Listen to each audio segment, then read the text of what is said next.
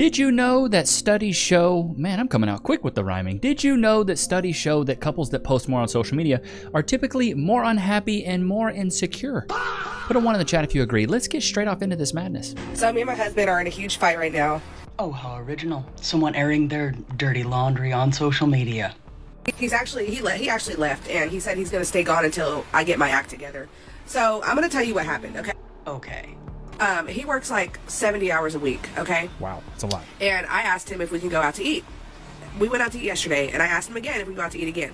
He said that this can't be something we do on a routine basis. And I'm just like, why not? Well, I can think of multiple very good reasons why a person shouldn't make going out to eat on a regular basis a thing. But let's hear what they have to say.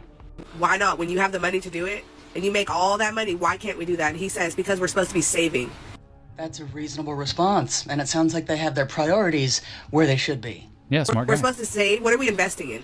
Why are we saving in the first place? Well, why does it sound like you need to blow your nose? Shots fired! There is this thing called the future, and a lot of individuals believe in putting money aside in case they need it, or, heaven forbid, saving up so they can actually retire someday. Facts. First of all, what I'm not going to do is sit here and allow someone to tell me what my money, that's my money too, because we're married. I'm not going to allow someone to tell me what my money is going to go towards. Well, it definitely sounds like... That's the sign of not having a good woman, brother. Right there. That's just a huge sign. So this is something Cass and I talked about years ago, even before we were married.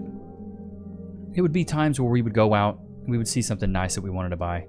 But even Cass would stop me and go, man, I really like that Louis Vuitton purse, but it's $1,500. I'd be like, God, that's a lot. As much as I'd love to buy that for you, that to me is a waste of money. That's a lot of money on a freaking purse. Something that holds things. I'll get you a backpack at Target.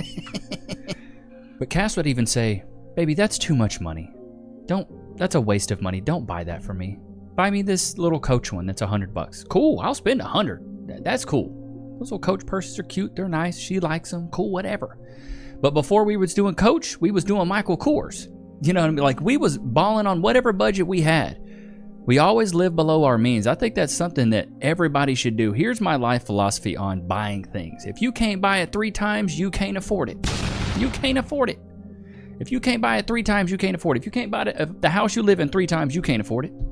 If you live below your means, and Jim Carrey has a quote, you either suffer now or suffer later. If you choose to suffer now when you're younger and you have the energy and the mental fortitude and the try hard and the effort and the energy to go through the mud, when you're later on in life, you'll reap the benefits and the rewards of all your hard work when you were younger. But if you just try to skate through life and then when you get older, like, well, why? Why can't I retire? I have to keep working. I have family members like this right now, 65 years old, still working, can't retire. They're going to work till they're 70 or 75 because they didn't take their finances serious. You got to take this stuff serious, man. Someone should, because at least one person in that relationship is responsible enough not to think of just the here and now. Yeah. And if he's going to keep it up, then he don't have to come back. Right. So if they keep being responsible and forward thinking, then someone doesn't want them around. I think they'd be better off. Yeah, I think this man would be better off without her, bro. Bro, drop her like a bad habit. Are you kidding me? Don't go out to eat every day. Number 1, it's bad for you. And number 2, it's expensive. You're telling me I'm buying a $20 dish and then I got a tip on top of that? Like, it's almost double the price of the food nowadays. It's crazy. 30,000 comments. These are their 3 favorite phrases. Number 1, male loneliness epidemic. They love that Women one. think this is the funniest thing that they've ever heard. Or they like to go, men aren't lonely enough. So true, bro. They love trying to clown men. And I just reply to these comments now with, you sound like an incel. Number 2 is lavender marriage. Ladies, my gay friends are wonderful, but I think you should get to know them a little better. I really don't think you'd be happy married to one of these dudes. Number 3 is anything about tables. Women love phrases about tables, like, what do you bring to the table? Or, I am the entire table. Something about tables. I think women just yearn for the kitchen. I'm literally... Dude, nailed it, bro. People marry imperfect people. Well, if they're marrying you, that's probably the case. Shots fired! having a mental breakdown, but I kind of just had this epiphany. Donde style your eyebrows? You draw those on, you pick them apart. Looks like they're on life support. That Maybe these women didn't meet like Mr. Right or the perfect man that just fell from the sky one day. Like, yeah, maybe the guy like treats them well, like treats them like a human. But I don't think these women actually like met like the most perfect man ever. Yeah, no, Clark Kents aren't just walking around at Kroger, stupid. They find a man that's on their level, and then they make compromises and sacrifices to be with this man because they know that being in a relationship is one of the most rewarding things you can have in life. That's what they do. I think a lot of women just accept and tolerate because it's tolerable. Like every day we fall farther from God's grace. Here's the thing: you could be the perfect man, and she would stomp on you like she was trying to make wine from grapes. It wouldn't work. It wouldn't work. There's been women we've reacted to in chat. Put a 1 in the chat if you agree. Even if you are Mr. Perfect, you're everything that she's ever wanted, you might not make her giny tingle. You might not make it tingle. It might not buzz when you're around. She might not get the butterflies, the flutters. She might not get that. Even when you are perfect, even though you're everything she ever asked for, she's not excited. You want to know why? It's because she's a runner. She's a runner, she's a track star. They all suffer from do-better syndrome.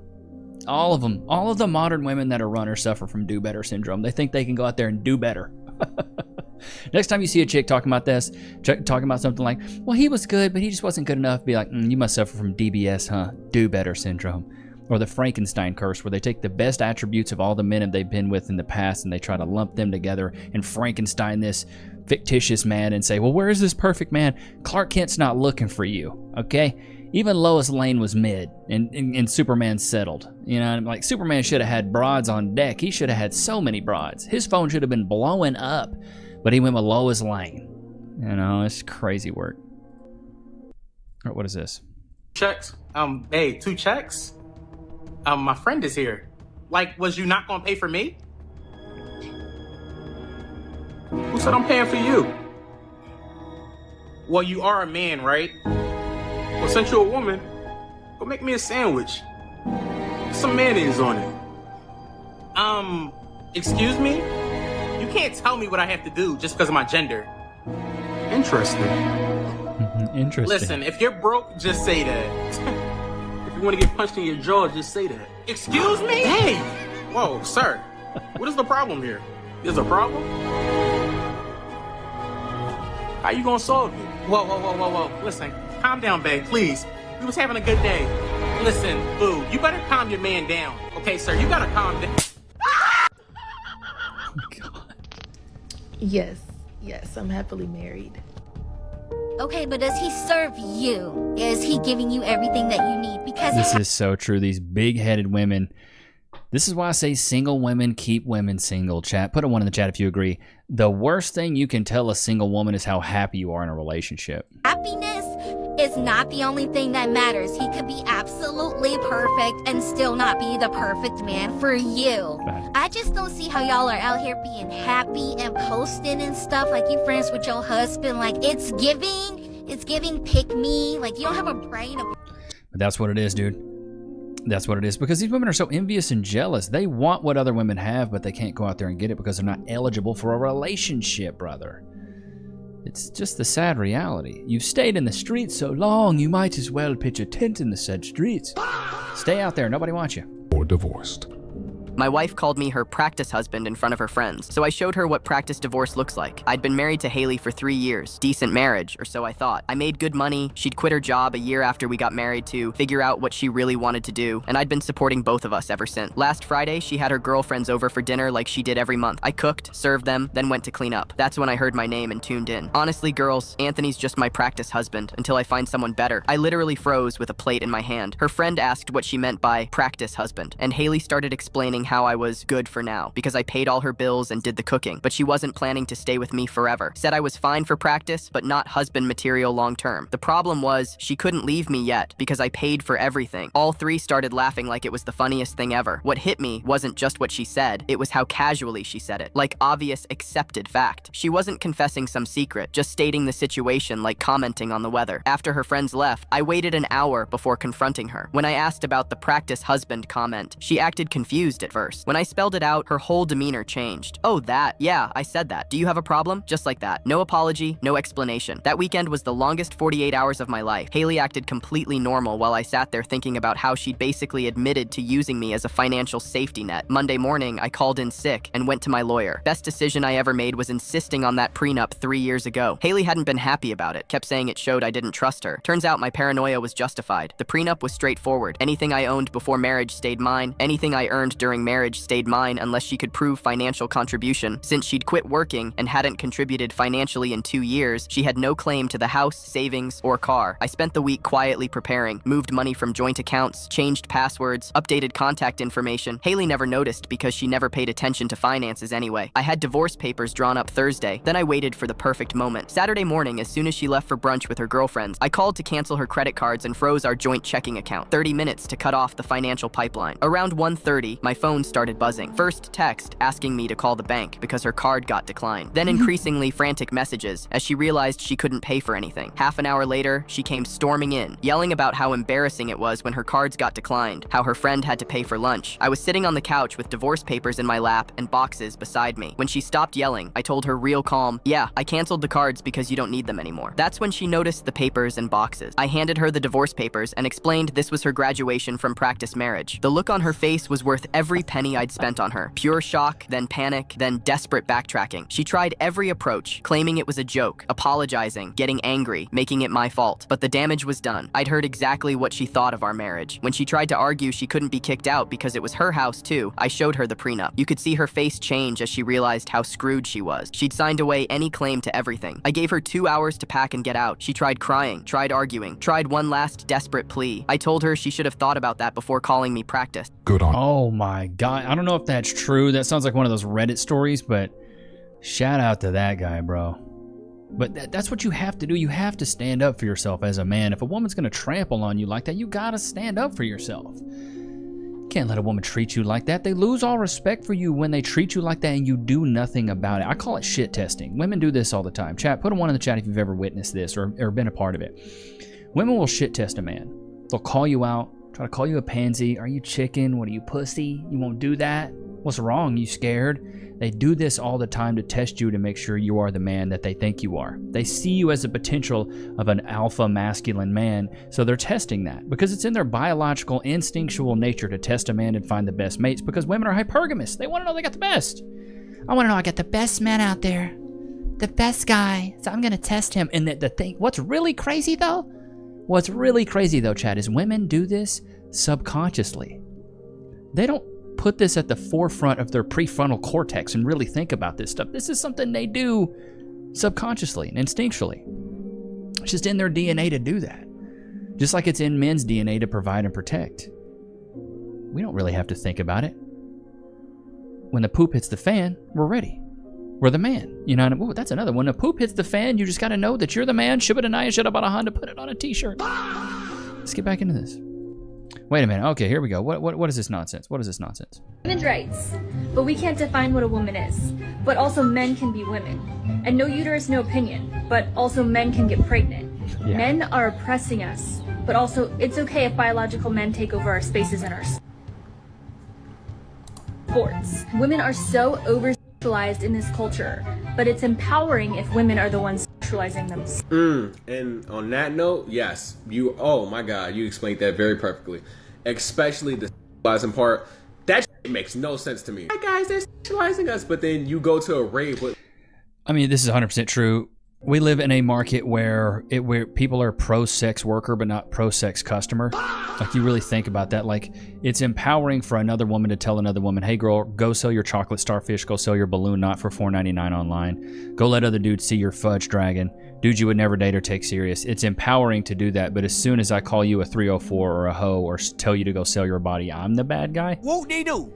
It doesn't make sense to me. But that's the economy we live in right now, where women can gas each other up with like all this delusion. I've always said this, dude. Women tell each other comfortable lies, and men tell each other uncomfortable truths. Us as men, we keep each other in line. We keep each other in check. The problem with women is there's such an inflated sense of delusion in the dating market right now that women will straight up lie to each other because they're all so insecure that they know they don't want to hurt each other's feelings. And then women always want to keep the peace, so they will lie to you. They will look at a big back woman and be like, yes, queen, you're just so beautiful. Oh my God, like, you look so good in that. You don't look like melted ice cream at Dairy Queen. Like, they won't be honest with you. But with your homies, bro, I had one of my homies come to my baby shower that Cass and I had. And then also thank a lot of you guys for being so kind in the comments about Baby Nichs. I really do appreciate you guys, really do. Like I was saying, I had my homie come, and he had a long beard, he had long hair, and I was like, bro, you look like a homeless Jesus. Shots fired! You can't have the long hair and the long beard. You look dirty. You look like Joe Dirt's cousin, Joe Dirte. You look filthy. You gotta shave something. And guess what? 2 weeks later, shaved his beard off. I'm like, bro, you don't look well kempt. You look dirty. This is what I always say about facial hair and then also hair. So you guys notice I got a little bit of facial hair, and then I got a little bit of hair on top. Thank God, because if I don't, my forehead's gonna be bigger than the list of things I regret in my life. But I always say, if you're gonna have long hair on the top, you can't have a long beard. You look like Jesus. And if you're gonna have a really long beard, you can't have long hair on the top. It's gotta level out. Like, you can have short hair and a long beard, or you can have long hair and a short beard. It's really hard to do both, unless your face card just never declines, which for most of us guys, my face card declines all the time. So unless you're freaking ridiculously good looking, it's really tough for you to have both. Put a 1 in the chat if you agree. It's tough. About women, as a woman, why do women come in the comments talking about, oh, are you going to say this about men? Is that going to make what I said about women less relevant? Facts. No, because that's not how that works. And you know that's not how that works. So what are you talking about? Women who get the most hate from other women are women who are in relationships and marriages. Facts. I am convinced that women hate men so much to where they will completely demean and pick apart a woman that absolutely loves her. You will be called pick-me's, you will be called stupid, you will be called everything in the world just because a single woman hates men so bad. Let's not even talk about the vile things that they will say. And I don't actually know if it's exactly that. I think there may be something else to that. I think it may be the woman is envious and jealous of the woman that is in a relationship. Therefore, she projects the way she feels onto this other woman in the hopes that her insecurities will seep into what she feels like and she'll leave her man because single women want to keep women single. Shibbanaya should have bought a Honda, put it on a t-shirt. That's the biggest problem I see. It's like maybe they do hate men. We have a lot of misandrists. But in my opinion, misandry is self-inflicted. You let these dudes beat the cheeks. Nobody made you do it. Unless it was a forced situation, which we don't talk about that here. We talk about consenting situations. So if women control access to sex and men control access to relationships, and you got a bunch of hatred towards men because they've all done you dirty, weren't you the one cracking your legs? Who was it that got cracked like a walnut? Was it you? Yeah, that's what I thought. That's the problem, though. These women will never take any self-accountability or look within. The only thing that's looking within is the men they're sleeping with.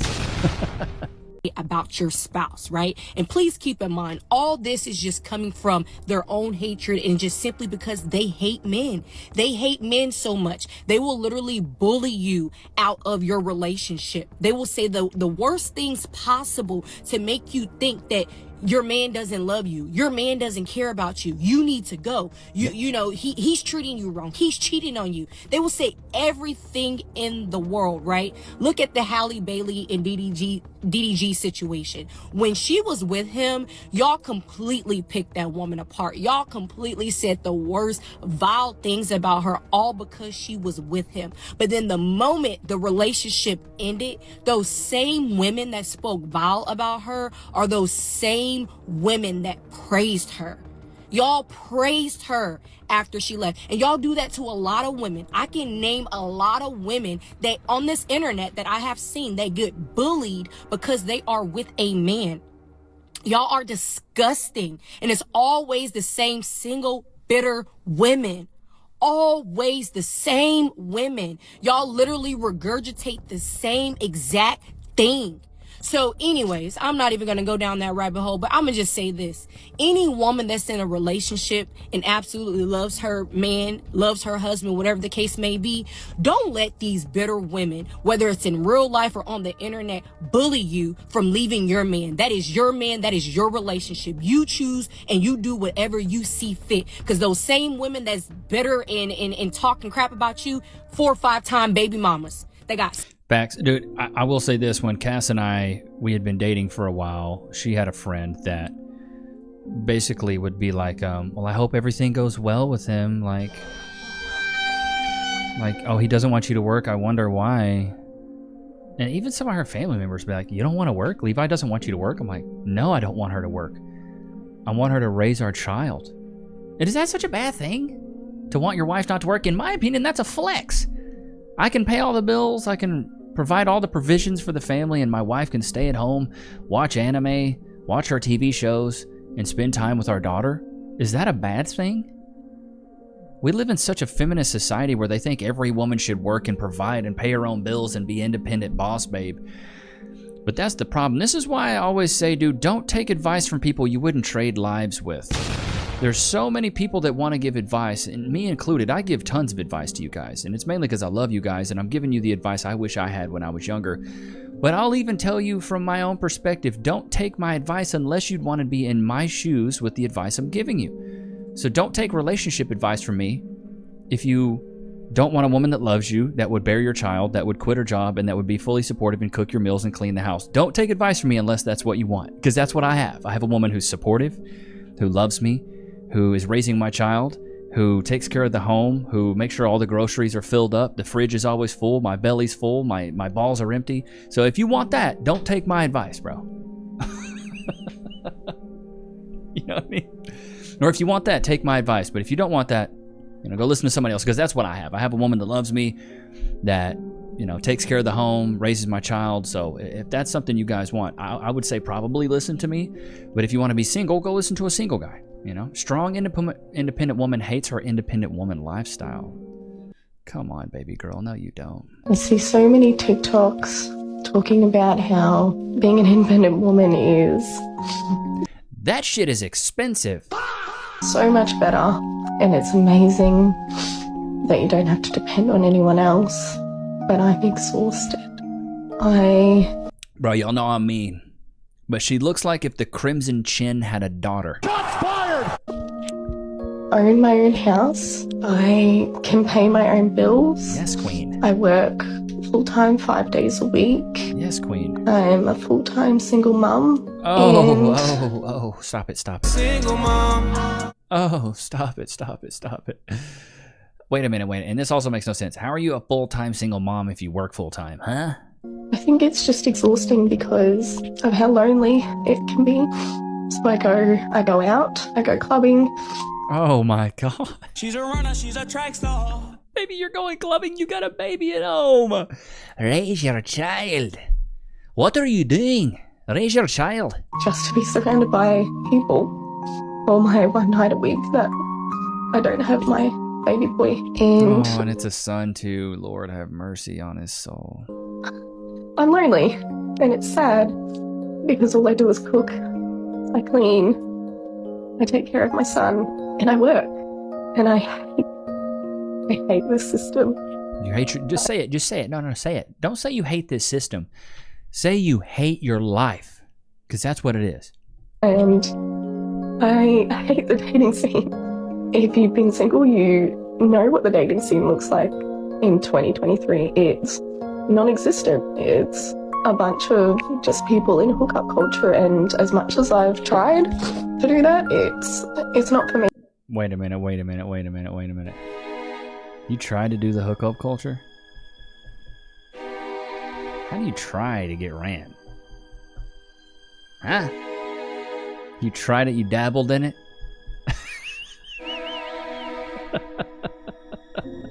Honey, the streets are calling. Don't go anywhere. You're right where you need to be. It just makes me feel worse about myself. Sorry, good Lord, that poor girl. But you gotta realize you made your bed and now you gotta lay in it. You deleting your social media for your ideal man, or are you keeping it? I want true love at the end of the day. I really do. So you With your whole titty out. gonna get rid of them booty clapping videos. I would for You him. gonna stop going to Miami. Look at you. Wait, no. Wait, Shorty no, had a no, seizure. wait, no. No. When you go to Miami, the men, they pay for everything and you don't pay for anything. What are you supposed to do with a man? Like, if you have your man with you, you can't get stuff paid for. Your man gonna pay for it. Yo, Shorty broke down. She's like, Shorty a bot. Yo. I mean, dude, gold diggers, stay where you're at. Don't try to dig yourself out of this hole. Stay where you're at, baby girl. That's where you're at. It's where you want to be, at least. Are you a virgin? Yes, And how old are you? I'm 21. Why haven't you done the deed yet? The key to a strong society is family. And so, in my view, choosing my future husband is like the most important decision I'll ever make. And I'm somebody that I know my heart and I know that I Based. Love this young woman so far. Cook. fall really hard when I meet somebody. So I want to retain some level of objectivity when I'm selecting a future partner. And I know that if I had sex with them, I would be completely imprinted on them. And instead of being like, okay, is this person, do they have the qualities that I'm looking for in a husband? Or am I just making it work? Single. Single. How long you been single? My whole life. Oh, what? how old are you? 19. Oh, at 19. You haven't even been alive that long, baby girl. Have you never dated? No. Why? Focusing on school. High school it was. I couldn't date in high school. So do you know what you're looking for? Or who should be looking for you? Yes. If you have money. Gold digger. You should be looking for me if you have money. That's the first criteria. Yes. And what else? Who's looking at my friend? I'm not in a bad way, but like, I don't like. Come with money. Yeah, like not like struggle dates, you know? You don't want struggle love. No. So I mean, I didn't- what about his personality, character? Yeah, great personality. But money's first. Good Lord, just stay in the streets, honey. The streets are calling. Answer them. Only Lonely fan star Rebecca Goodwin on being a single mom of 2 kids. Single mom. I'm sorry. She looks like Sid from Ice Age. Looks like her eyes are trying to run away from each other. Baby girl looks like her descendants are fish. Maybe she's an extra on Finding Nemo. So I had to try and find a balance between home life on my own with 2 kids, because I've got 2 kids now, and obviously working and making sure the money had come in, because my second child, the father left when I was 33 weeks pregnant. He got another woman pregnant and wanted a boy. So I had to find a way to have 2 kids, be able to work, but not pay an extortionate amount of money in childcare. So I had to... Good Lord, man. Are we surprised though, chat? I see women like that making bad decisions, but I'm like, you're selling your balloon knot online for $5. You already made a bad decision selling your body online, so you being a single mom of 2, not much of a shocker.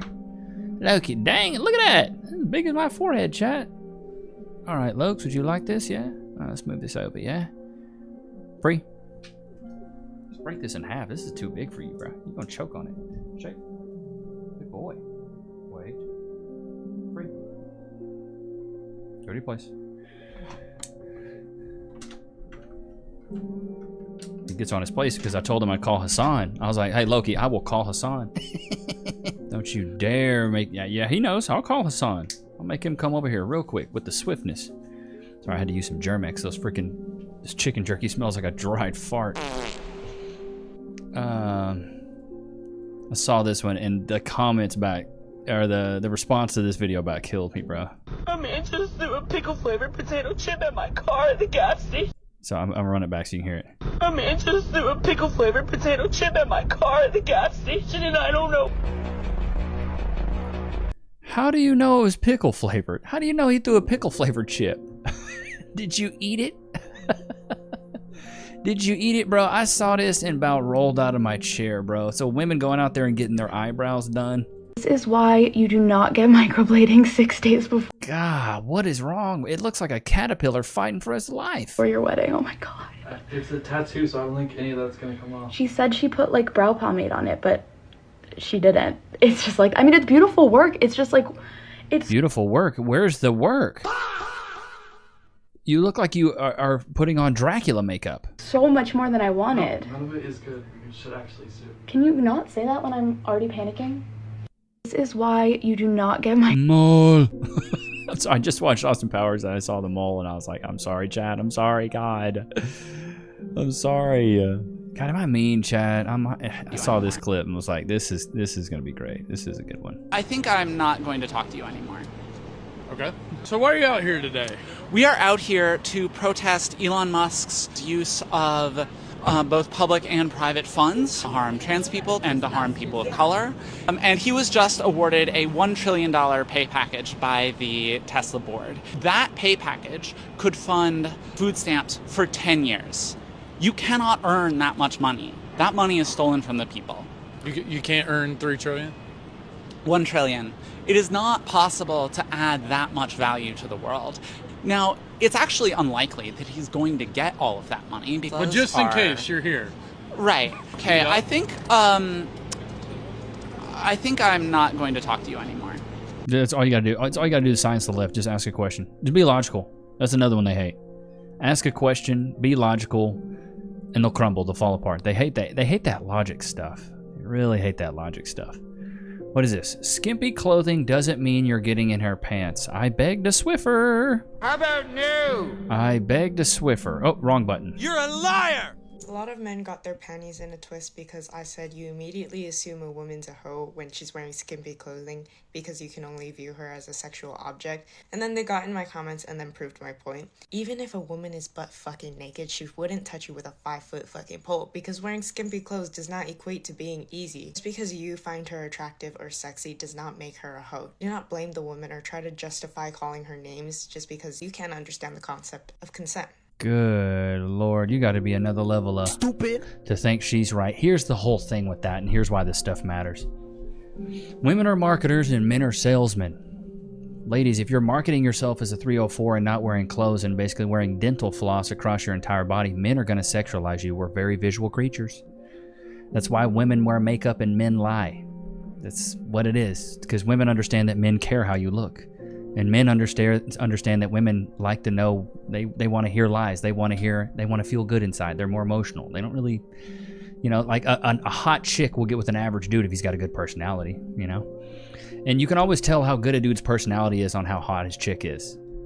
Like, I like it when I'm out with Cass, they see Cass and they go, how did he pull her? Because Cass is fine. I don't know if you've seen any of my stuff online, but Cass is fine. She's way better looking than me.